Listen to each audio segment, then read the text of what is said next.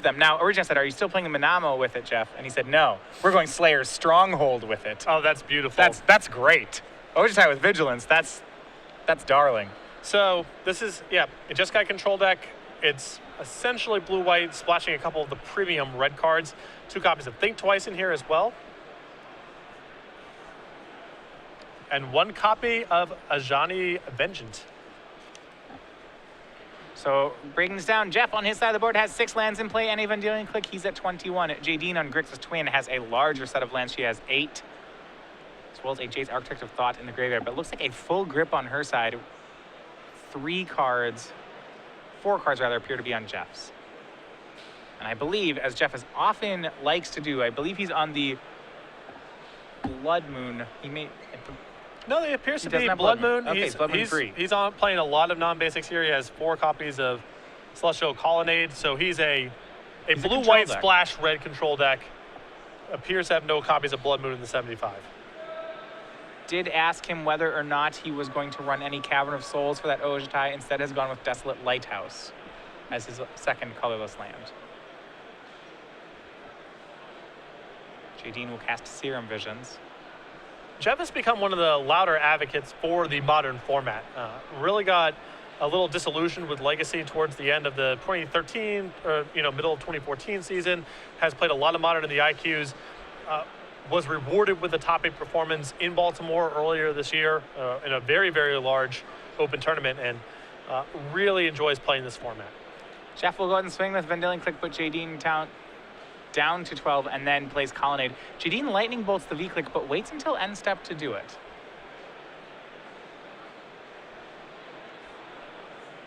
Not a big risk of getting burned out here, and these games are so much about mana efficiency and just timing things at the right time. Yeah, you see as Jadine starts to attack with Deceiver Exarch. Both players, Jeff sitting on a Lightning Bolt, both players with many cards.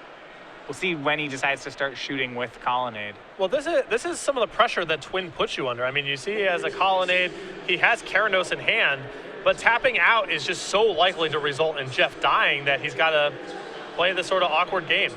Well, he'll go aggressive here. It's going to be Celestial Colonnade activated into a 4/4. We'll see what Jadine's response is.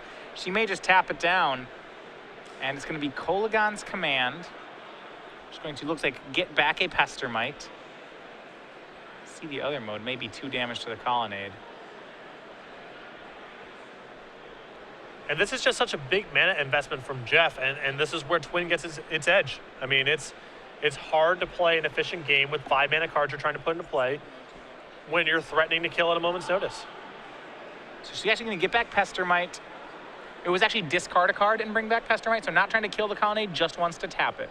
So she brings back Pestermite, then casts Pestermite, tapping the Colonnade.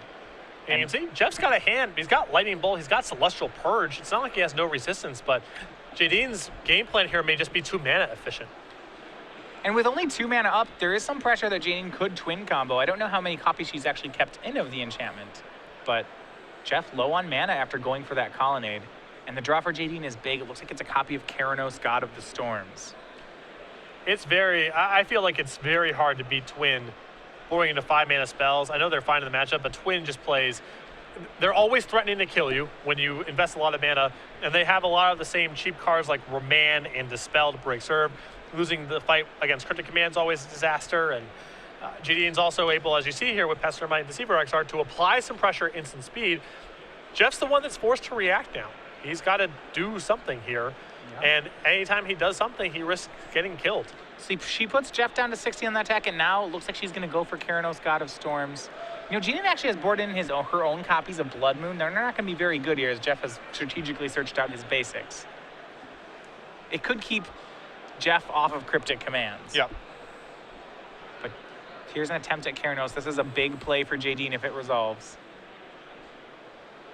And it looks like Jeff off 2 mana may want to fight. Jadine has left up 4. She does have a copy of Cryptic Command in her hand. So is this the kind of card where Jadine is okay tapping out just to get this to resolve? I would be surprised against a deck with Snapcaster Mage in it. It kind of depends on Jadine's sense of what Jeff's hand is like. But I'm kind of happy if I'm in Jadine's position to just be the one applying pressure with mana up all the time. He's going to try to Celestial Purge the Keranos, and Jadine looks like she will counter. copy of Negate. Negate I don't mind cashing in because Negate's a little bit more narrow than Cryptic Command, but I would not want to spend a Cryptic Command there. So now we go back to Jeff's turn.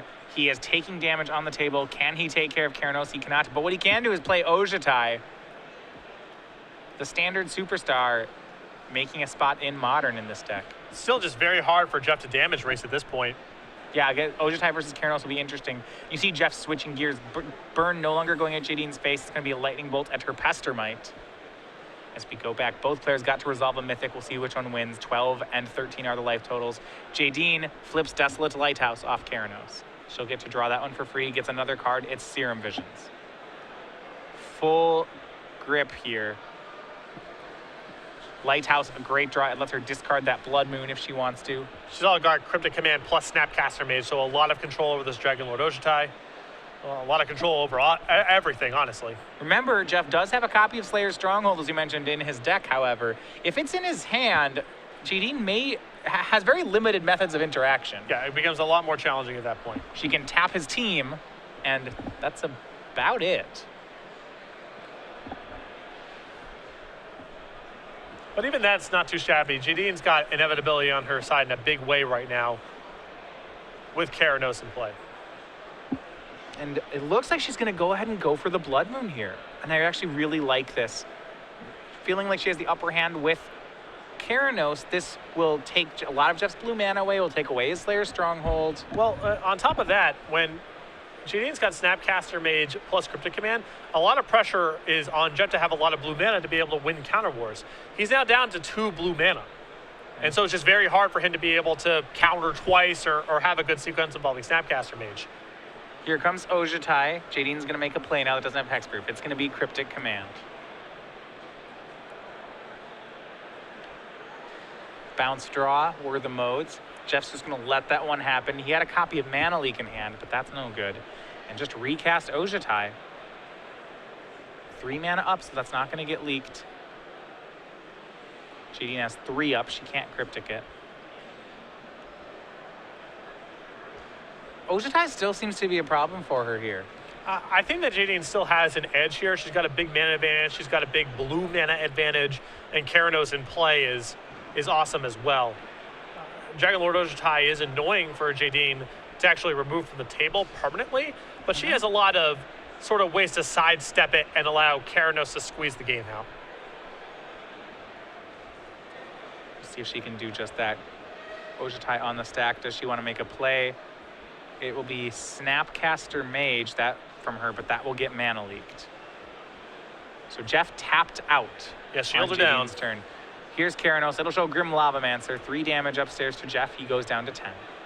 Not a shabby draw here either. If Jadine's plan here is to fend off Dragon Lord Ojutai for a couple of turns and burn Jeff out, Lavamancer fits in very naturally. Here's 4 mana. It's a second copy of Jace, Architect of Thought.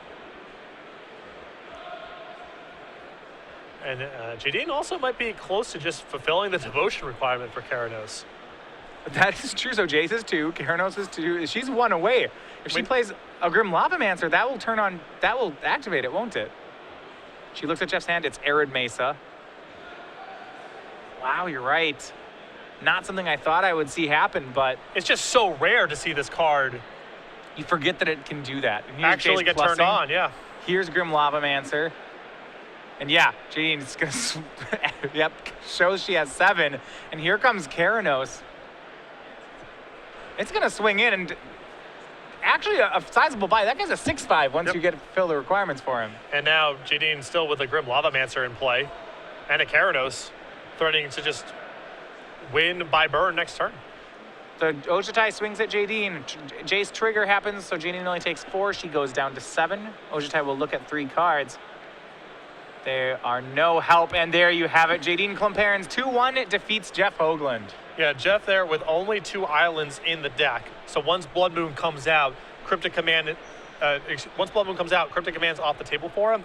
And once Cryptic Command's off the table for him, he doesn't have a lot of workarounds to a Blood Moon. So even though he had a lot of basics in play, it looked like he could play Magic. Once he got behind there, his one catch-up was shut off for the rest of the game.